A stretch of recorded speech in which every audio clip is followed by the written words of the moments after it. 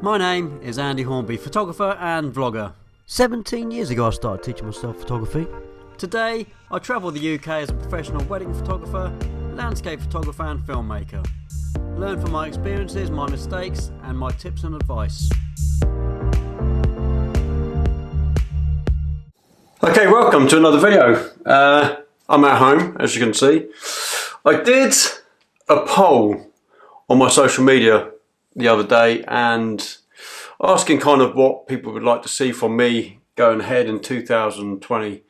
Had an awesome year last year, and Happy New Year, by the way. This is my first video of the new year, so if you just starting with this video, Happy New Year to you guys. I got a surprising response, and the response was, you know, do something outside your comfort zone, do something different and show you workings out, that kind of stuff. It got me thinking, because I do a lot of different styles of photography. There's not many stuff I don't do as such. I don't really do the kind of pet photography. I don't really do the kind of baby stuff, but baby stuff is going to come. Don't worry about that. I'm having a baby. The missus is pregnant, so there'll be a lot of baby stuff coming later on in the year. I thought about, you know, revisiting some of the pictures that I've taken before as landscapes and not liked. Because I do a lot of photography.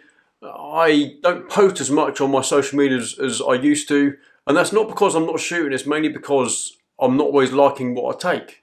So I only tend to put what I consider my best work on social media. So there's some pictures out there that I've kind of liked, but there's elements of it that I didn't like, I've never used. It got me thinking about this one image I took of the Spinnaker Tower not long after it was put up, from underneath looking up.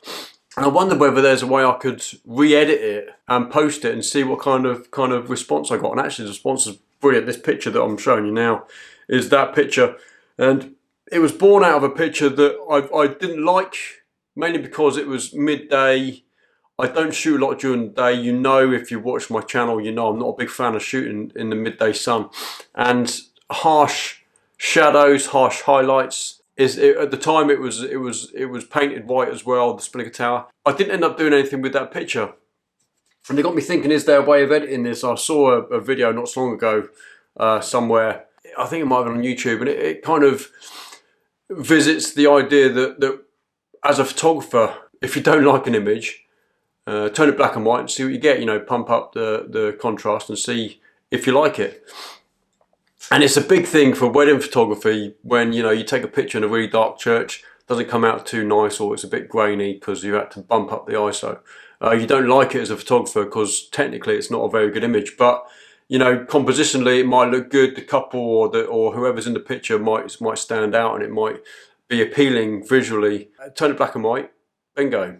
You know, it's kind of a photographer's secret, if you like. So I wondered whether I could do this with maybe one or two landscape shots. So the idea of this video on the back end of posting that Spinnaker Tower picture was to see if I could take some really poor images and maybe work a bit of magic and post them and see what kind of response I get. And I guess if this video is going out, the response has been pretty good. You know, it comes back to that. We always go out there, we take pictures in midday, so I'm not one for really taking pictures that like this kind of style. You know, if you watch any of my recent videos, I'm more of a, I need to plan the one shot, the one composition picture. But I've actually been around town this morning, it's Friday morning, taking a few pictures with my phone. I've got a Galaxy S8, which is actually a pretty good camera, this for phone cameras. So I've taken a few pictures on my phone. I'm going to edit them, turn them black and white, see what we get, see if they come out okay. In the same kind of style of edit that I did with the Spinnaker Tower, just to see if it's even possible. You know, it might give you an idea of some pictures you might have taken in the past that you don't really like. And the reason why I used the phone was because I wanted to make sure they were JPEG only, really bad quality.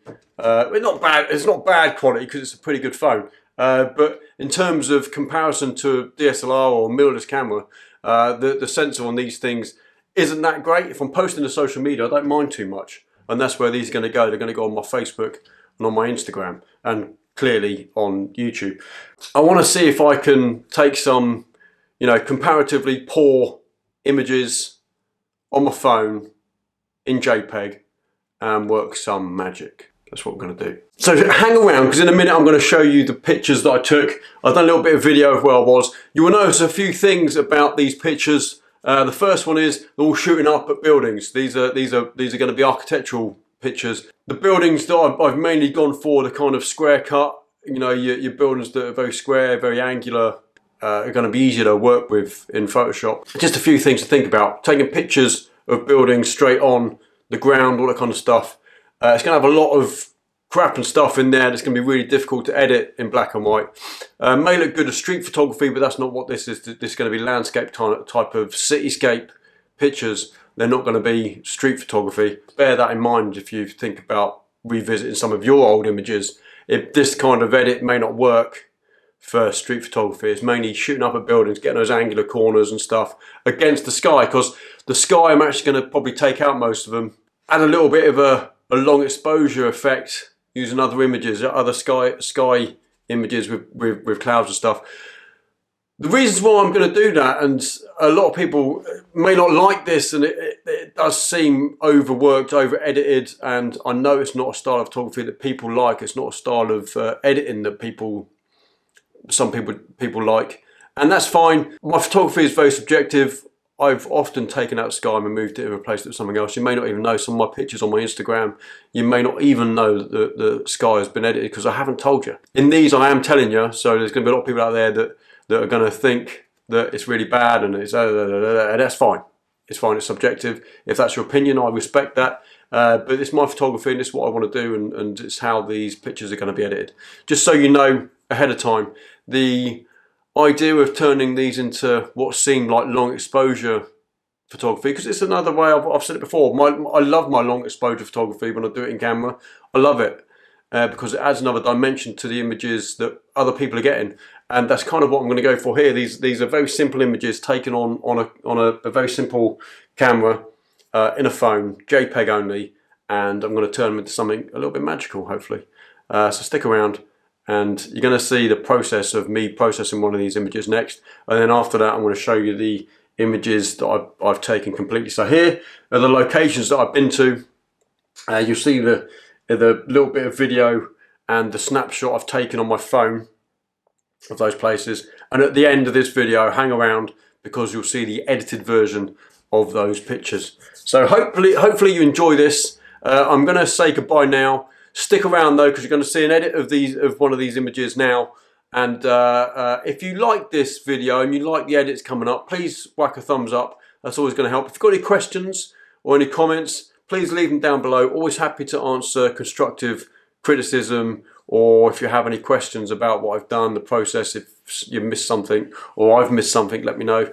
And if you haven't done so already and you like this style of photography, please subscribe and whack that notification bell so you get updates every time I upload a new video. So like I said, hang around, but until the next time, stay fantastic, have a great 2020, and I'll see you on another video soon. Take care.